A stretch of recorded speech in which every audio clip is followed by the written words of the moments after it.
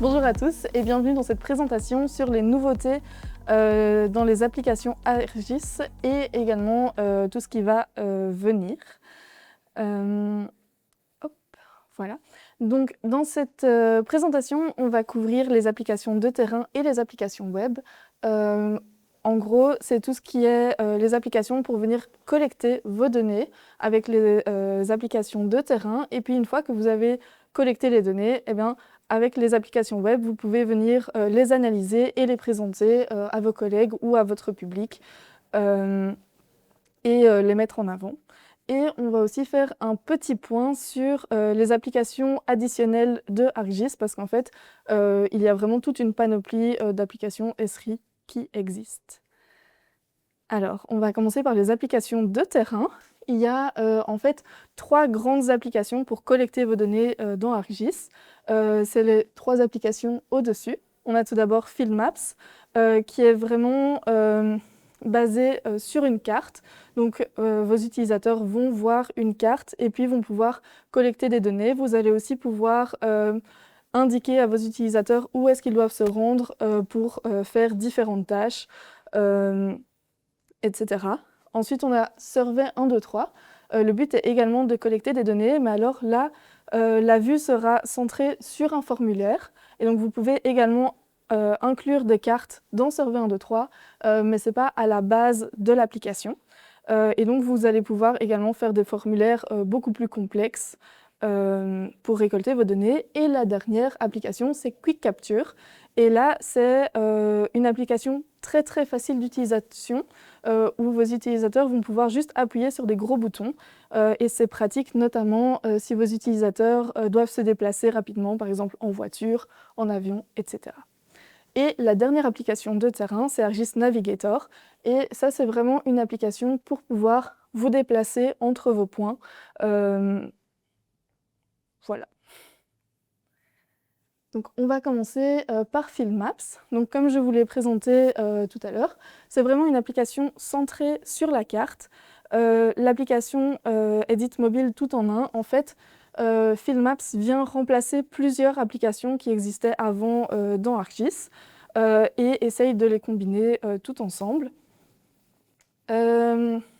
Vous pouvez également inclure des formulaires dans FieldMaps. Ils vont être moins poussés que dans Survey 1, 2, 3, mais ça peut être une bonne façon également de récolter vos données. Et vous pouvez également lier FieldMaps à d'autres applications. Donc vous pouvez inclure un Survey 1, 2, 3 dans FieldMaps pour avoir accès également à des formulaires plus complets.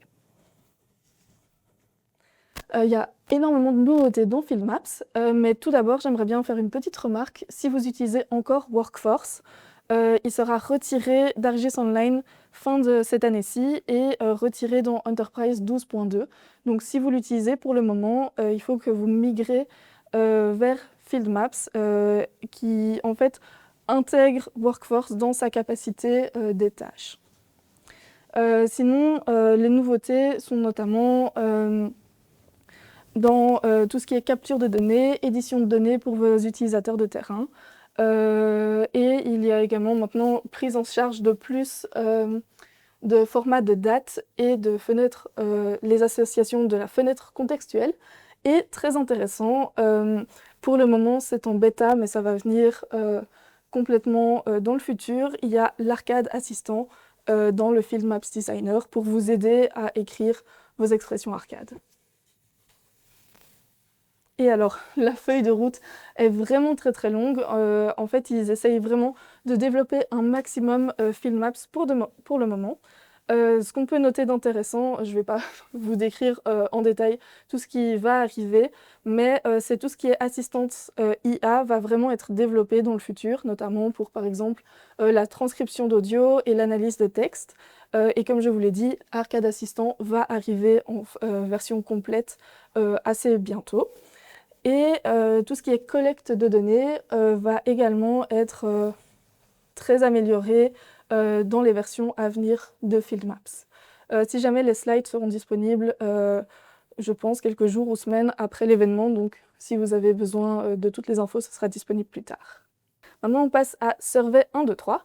Donc ici, c'est également une application de collecte de données, mais vraiment sur base de formulaires. Et en fait, vous pouvez générer vos formulaires soit avec le designer web, soit avec Survey 123 Connect pour pouvoir générer des formulaires un peu plus complexes. Que ce soit Survey 123 ou même Filmaps, vous pouvez les utiliser en ligne et hors ligne. Et c'est plus ou moins tout. Dans tout ce qui est les nouveautés dans Survey 123, pour le moment, Esri s'est vraiment focalisé sur le concepteur web, parce qu'en fait, je vais vous le dire juste après, mais il y a une nouvelle génération de Survey 123 qui va sortir en juillet pour tout ce qui est la partie Survey 123 Connect et l'application pour smartphone. Donc pour le moment, en fait, Esri essaye vraiment d'améliorer le concepteur web pour qu'il puisse prendre de plus en plus de fonctionnalités qui n'étaient disponibles avant que dans Survey 123 Connect. Et donc la nouvelle génération de Survey 123 va arriver en juillet, comme je vous le disais. Le but, ce serait d'atteindre la parité totale avec la version courante de Survey 123 l'année prochaine. Et en fait, ils sont en train vraiment de rebâtir l'application de zéro pour pouvoir avoir une meilleure interface, mais aussi des capacités plus récentes. Et donc, il n'y aura pas encore la parité à 100% en juillet. Ils vont essayer de l'atteindre à travers les nouvelles versions qui sortiront normalement tous les semestres, au quadrimestre.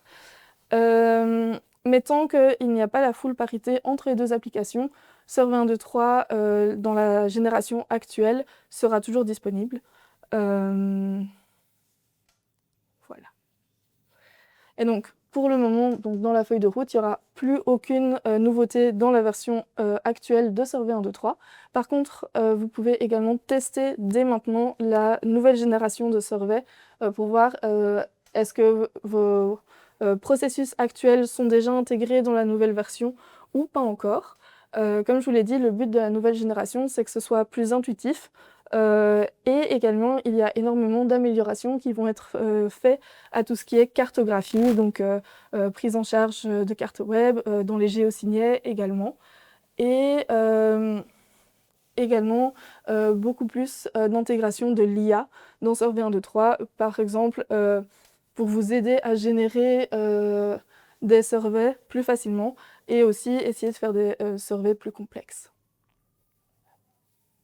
Alors, comme il y a eu vraiment plein de nouveautés sur Filmaps et Survey 123, ils ont un peu mis de côté pour le moment Quick Capture, donc il n'y a pas eu de mise à jour majeure depuis l'année passée, même s'il y a eu quelques petites améliorations et essayer de régler des bugs existants. Et donc, comme je vous l'avais dit, si jamais vous n'avez encore jamais utilisé Quick Capture, le but c'est vraiment pour vos utilisateurs de pouvoir capturer des données en cliquant sur des gros boutons. C'est très facile d'utilisation, maintenant c'est beaucoup moins complexe que Filmaps et Survey 123.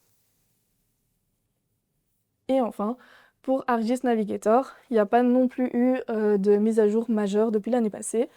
Et donc c'est vraiment une application pour la navigation mobile. Et le but serait d'à terme d'également intégrer ArcGIS Navigator dans Filmaps, qui deviendrait vraiment une application tout en un. Je vais passer la parole à mon collègue Johan. Donc maintenant, pour la partie concernant les applications web, on va en voir plusieurs. La première étant Experience Builder. L'objectif ici de l'outil est de pouvoir créer des applications web un peu en mode no-code avec des widgets, donc assez simple à prendre en main et qui permet d'avoir une certaine autonomie dans les développements et les usages que vous pouvez en faire. Ensuite, Instant App. L'objectif ici, c'est de transformer rapidement des cartes en applications, différent de Experience Builder dans le sens où l'objectif ici, c'est vous avez moins de possibilités de configuration, mais par contre, les formulaires utilisables sont beaucoup plus simples et beaucoup plus rapides à mettre en place. Dashboard, assez explicite. L'objectif ici, c'est de mettre en place des dashboards, de créer des visuels qui permettent de mettre en avant vos différentes données.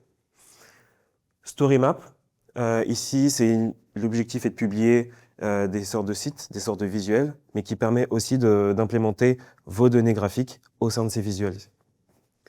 Et pour finir, Web Editor, qui a pour but de vous permettre d'éditer en avance les données que vous avez dans votre portail, ou etc. Donc, Experience Builder, à peu près une cinquantaine de widgets utilisables par défaut. C'est un outil qui est assez flexible, qui permet beaucoup de manipulation. On peut soit partir d'un modèle, soit partir de zéro. Donc vous avez des modèles existants qui vous permettent de rapidement prendre en main l'outil, ou vous pouvez, si vous avez l'expérience ou le temps, partir de zéro avec tous les widgets disponibles. Au niveau des nouveautés, plusieurs nouveaux widgets. Le premier très important, c'est le filtrage de date, donc qui permet tout simplement de pouvoir mettre en place un widget qui vous permet, sur les données que vous allez mettre dans votre Experience Builder, d'avoir un filtre qui sélectionne la date des données, donc pouvoir sélectionner des données sur un certain temps, par exemple, si vous voulez expliciter des données sur un mois, une année complète, au lieu d'avoir vos données globales. Ensuite, un sélecteur de mode de thème. Globalement, c'est un mode jour-nuit. Voilà. L'assistant arcade, vous en avez peut-être déjà entendu parler dans d'autres présentations. C'est quelque chose qui est énormément développé aujourd'hui. C'est des outils qui vont vous permettre, encore une fois, de transformer votre langage en code arcade. Donc, très pratique aussi si vous avez des difficultés à créer votre propre code arcade. Pardon. La possibilité de faire des copies de l'application.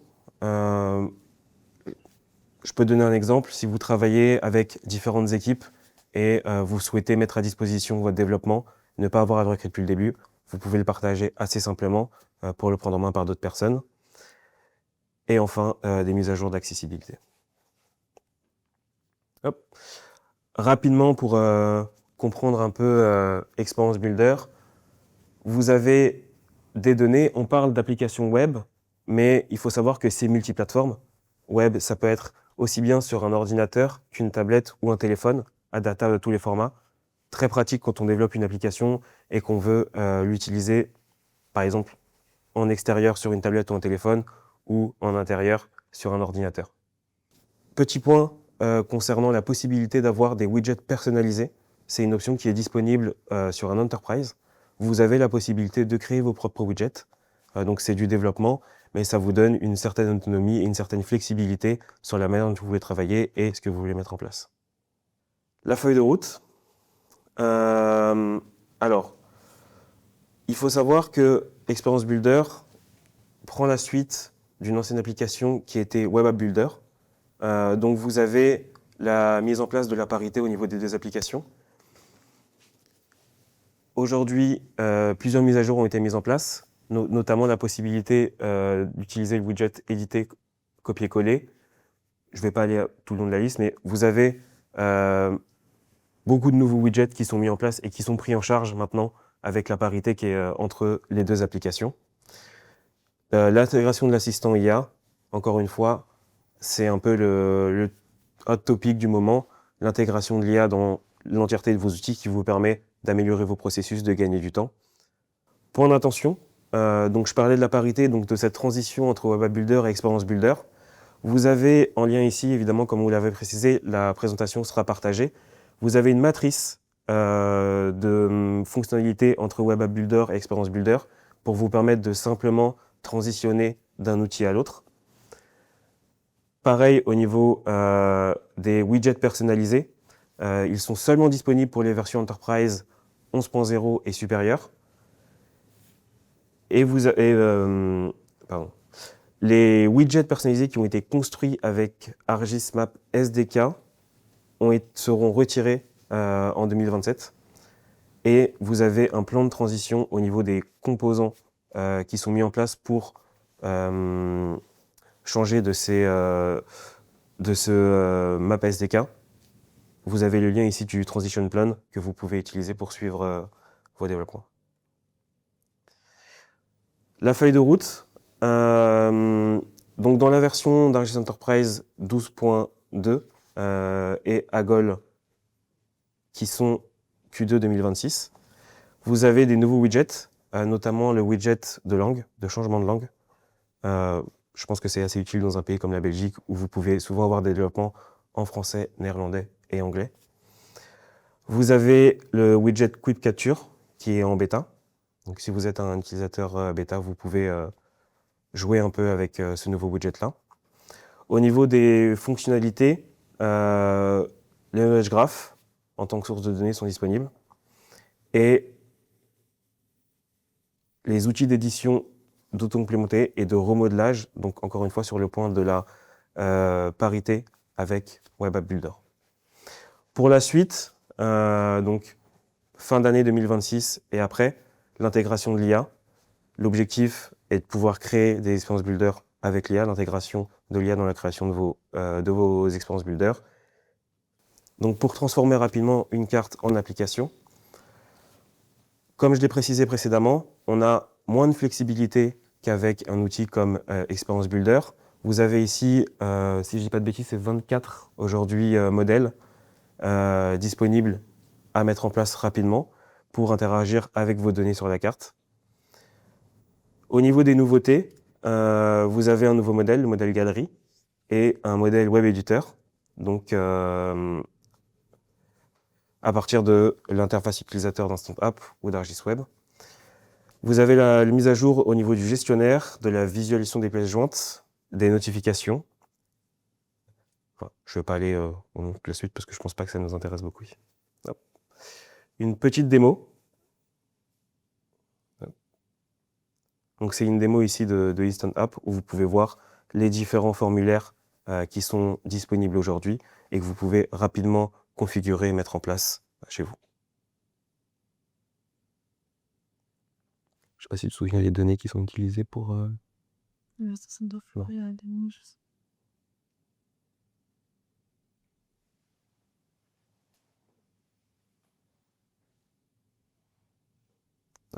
Donc vous pouvez voir ici le rendu final de l'application en utilisant le formulaire sélectionné.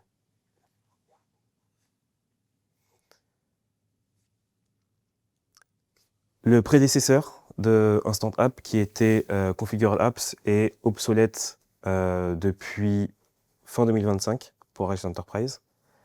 Et si vous avez des problèmes de parité au niveau de la transition entre les deux outils, vous avez encore une fois le lien qui vous permet de vous aider pour faire la transition.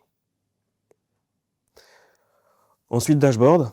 Donc, comme précisé, l'objectif sur un dashboard, c'est de présenter des informations graphiques ou non graphiques, principalement graphiques pour dashboard, effectuer des analyses visuelles, interagir avec vos données. Vous avez la possibilité de le mettre en place avec une vue pour un ordinateur de bureau ou aussi sur des mobiles. Vous avez aussi la possibilité de créer des expressions arcade pour travailler et élever les attributs de vos entités. Pardon. Et vous avez de la conception avancée pour éviter l'encombrement de données. Donc si vous travaillez avec des gros volumes de données, on va vous conseiller de mettre en place certaines pratiques pour éviter d'avoir un surchargement de vos dashboards et qui prennent soit du temps à s'afficher, soit ne s'affichent pas du tout. Au niveau des nouveautés, pas de nouveautés dans la mise à jour d'Agol. Au niveau de Argis Enterprise, des nouveautés mineures, un style d'en-tête et des nouveaux champs, des champs de type date et temps, qui peuvent être utiles si vous utilisez. Au niveau de la feuille de route, donc comme précisé, des nouveaux champs ont été mis en place. On a aussi la possibilité d'avoir maintenant des graphiques à 2 axes. Donc je ne sais pas si entre vous, les personnes ici présentes, utilisent Dashboard. Je regarde peut-être Oscar. Non. Ouais, j'allais poser la question à Rowan parce que je sais qu'elle utilise, mais... Donc, non, je donne cet exemple-là parce que c'est un exemple qui a été assez marquant sur un dernier projet qu'on a eu à mettre en place, où on n'avait pas encore la possibilité d'avoir ce graphique à 2 axes. Et c'est très pratique quand vous voulez comparer différents styles de données. Ça vous évite plutôt que d'avoir 2 graphiques, pouvoir impliquer 2 graphiques en un. C'est quand même assez pratique pour faire des comparatifs. Au niveau de ce qui est à venir, le multilingue. Donc je ne sais pas pourquoi, mais on a beaucoup de nouveautés en relation avec les langues au niveau d'Argis. Bonne nouvelle. Pratique aussi si on n'a pas envie de faire plusieurs fois un dashboard en plusieurs langues. Les dashboards gérant les étapes. La possibilité d'avoir la mise en place d'étapes dans la visualisation des données et des dashboards. ça peut aussi être assez impactant. Et bien évidemment, tout ce qui est AI, donc un assistant pour vous aider dans la conception de vos dashboards. Eh bien, juste rajouter quelque chose parce que Yann ne l'a pas précisé, mais maintenant c'est implémenté dans le dashboard de pouvoir beaucoup plus facilement changer de jeu de données sans devoir refaire tous les widgets du dashboard. Et ça, pour les utilisateurs de dashboard, c'est vraiment le bienvenu. C'est vrai.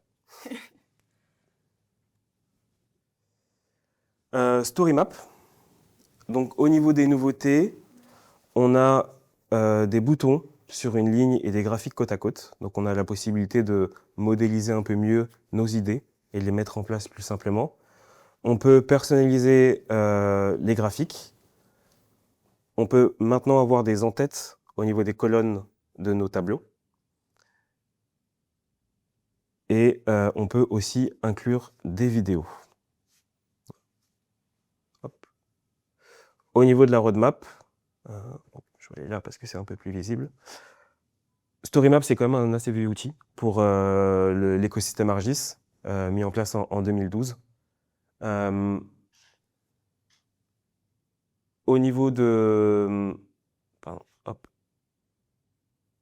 Au niveau de StoryMaps, on a l'ancien StoryMaps qui a été retiré en 2022 et la nouvelle version de StoryMaps qui est disponible.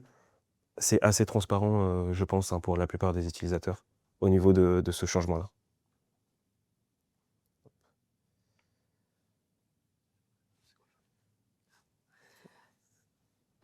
C'est nouveau avec tous les trucs. Ah oui, juste pour noter également, donc avant dans StoryMaps, il y avait uniquement les stories, donc les histoires complètes. Maintenant, Esri a aussi implémenté les frames. Donc, pardon. Les frames, c'est quoi? Je pense que c'est les La cadres. traduction, c'est En fait, cadre. pardon, ce sont des cadres et donc c'est vraiment pour pouvoir créer des petites story maps pour les réseaux sociaux. En fait, c'est vraiment le but de cette application. Et il y a aussi maintenant les Collection. les briefings. Et les briefings, là c'est plus pour avoir des sortes de diaporamas. Avec, en pouvant intégrer toutes vos données spatiales et vos cartes. Ça va plus être dans un style de présentation comme on l'a aujourd'hui. Et pour finir, Web Editor. Au niveau des nouveautés de cet outil-là, on a la possibilité de faire des éditions d'attributs par lot, d'attribuer des schémas de classification, calculer des temps hébergés entre les tables et les couches, la prise en charge des sous-couches d'un groupe de couches et des modèles Web Editor dans Instant Up pour les nouveautés principales. Pour finir, on a vu ici une certaine partie des applications de l'écosystème ArcGIS. Il en existe bien d'autres. On peut notamment citer GeoBeam, ArcGIS Indoor, ArcGIS Earth. On a aussi des applications de l'environnement Microsoft qui sont intégrées avec l'écosystème ArcGIS, que ce soit Excel, Power BI, Teams ou SharePoint. Donc, c'est tous des outils que vous avez à votre disposition généralement dans vos environnements. Si je dis pas de bêtises, on a des présentations sur certains de ces outils si vous intéressent. Donc je vous invite à regarder le programme via le petit QR code sur votre étiquette au cou. Et vous pourrez, si vous souhaitez aller un peu plus profondément plutôt que cette présentation assez générique des nouveautés, avoir des précisions techniques ou informationnelles sur le développement de ces outils-là, je vous invite à suivre les sessions associées. Est-ce que tu as un petit commentaire à rajouter? Non, c'était très bien. Alors on va passer aux questions, si vous en avez. Esri Belux, the science of where.